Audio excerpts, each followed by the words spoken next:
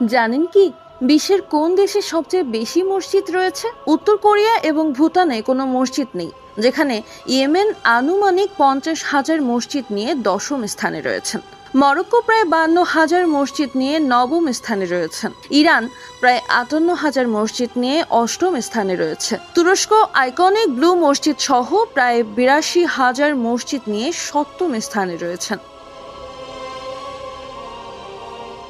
98,000 মসজিদ নিয়ে সৌদি আরব ষষ্ঠ স্থানে রয়েছেন। পঞ্চম স্থানে রয়েছে মিশর, যেখানে 1,10,000 মসজিদ রয়েছে। পাকিস্তানে আনুমানিক 1,20,000 মসজিদ নিয়ে চতুর্থ স্থানে রয়েছে। বাংলাদেশ প্রায় 2,50,000 মসজিদ নিয়ে তৃতীয় স্থানে রয়েছেন,